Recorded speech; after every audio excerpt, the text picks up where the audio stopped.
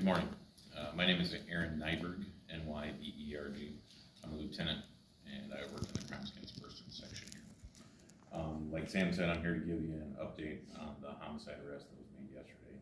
So that arrest started with a call that officers responded to on Monday, the 28th at about 18:25.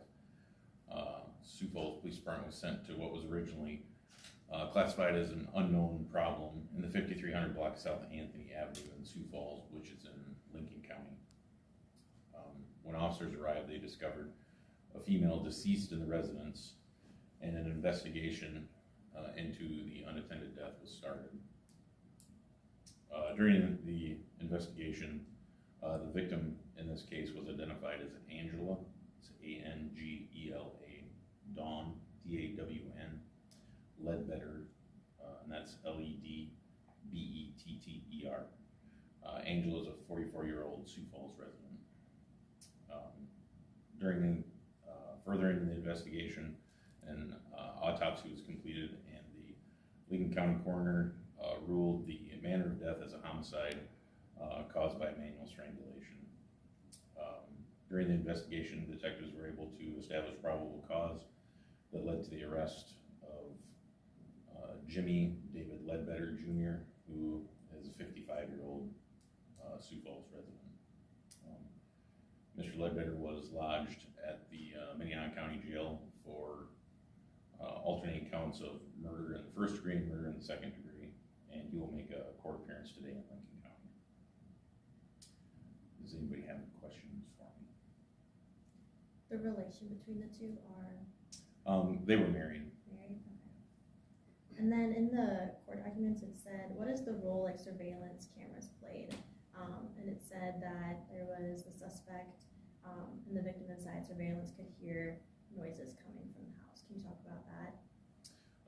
I don't know that I can get into any more specifics than what's in the affidavit, but officers use tools like surveillance cameras and other things to help establish timelines and things like that.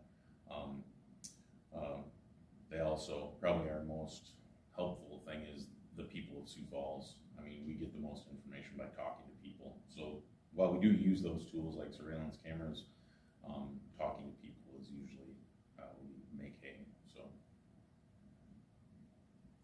is the department aware of a GoFundMe account that was set up by the suspect, the defendant, in his name?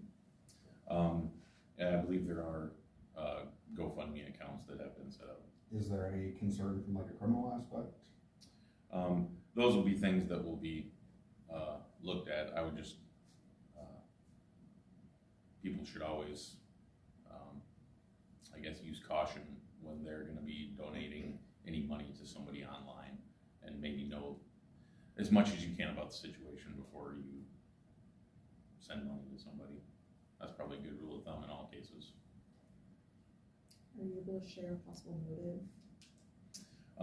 I don't know that I can get any further into the details that are already in the affidavit, but other than relationship at this point.